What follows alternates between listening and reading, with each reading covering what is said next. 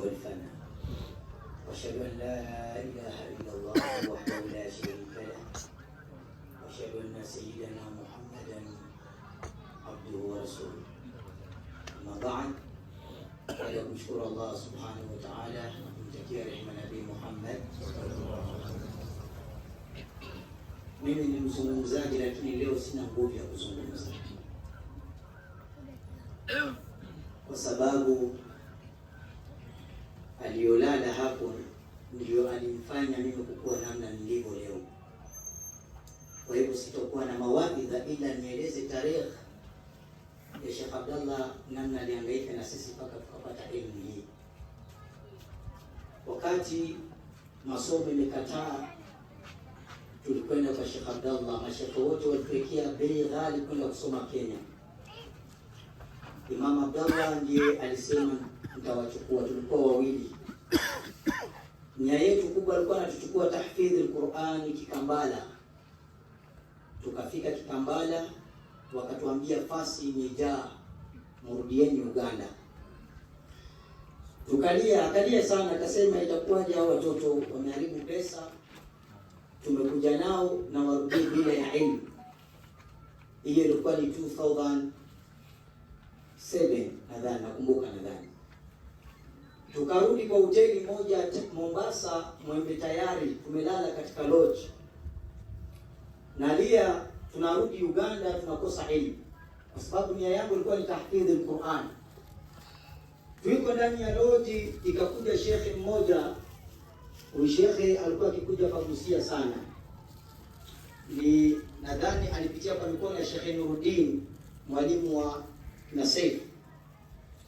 Akakuja akasema kuna mwalimu sehemu ya Kisauni anaitwa Mwalimu Rahma, kama mtakubali tuwachukue wasomi. Madrasa ukiona madrasa ambayo haina nguvu yoyote, kwa sababu tulikuwa tuna hamu na kiu ya elimu. Tukamwambia shekhe, sisi turudi Uganda, hata twende tusome huko huko. Sheikh Abdallah akatubeba asubuhi, akatuchukua tukaenda kwa Mwalimu Rahma. Ndio sehemu yetu ya kwanza kusoma alif b t t kupitia baraka za Sheikh Abdallah. Sijui nizungumzie nini kwa Sheikh Abdallah. Khutba yangu ya kwanza kutoa, kabla hata sifari kutoa khutba, alinipandisha mimbari sio mashehe wangu wa Mombasa, ni Sheikh Abdallah, Masjid Madina. Sijui nimzungumzie nini shekhe huyu. Mimi haswatan kwa Sheikh Abdallah ni matunda tosha na kazi tosha kubwa ambayo yeye ameifanya, na naomba kila mara ya kwamba Sheikh Abdallah kazi zote nitakayofanya mimi, yeye thawabu imfikie.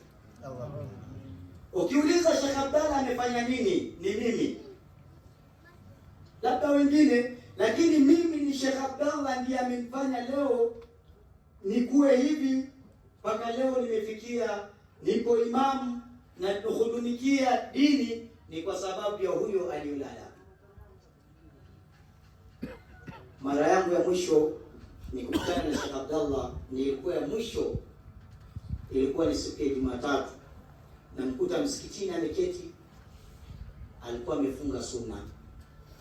Akaniambia, shekhe, mtoto wangu alikuwa akiniita mwanangu, acha tufunge ili Mungu atusamee yale ambayo tumeyakosea. Ina maana shekhe alikuwa anajua kama safari yake imefika. Ananiambia tunafunga hii sunna, basi Mungu akapekape zile sehemu ambayo tumeteleza.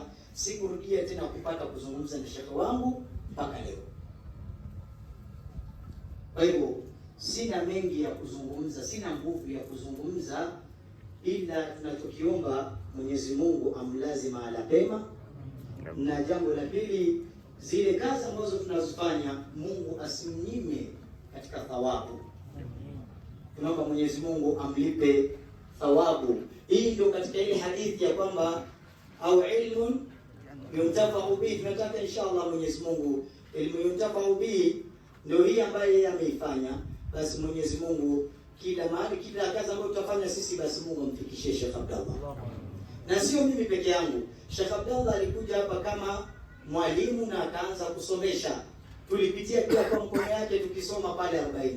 Kwa hivyo tunamshukuru Mwenyezi Mungu na tunamshukuru shekhe wetu. Mwenyezi Mungu amlaze mahala pema. Kwa hayo machache, Mwenyezi Mungu atulipe kila la kheri.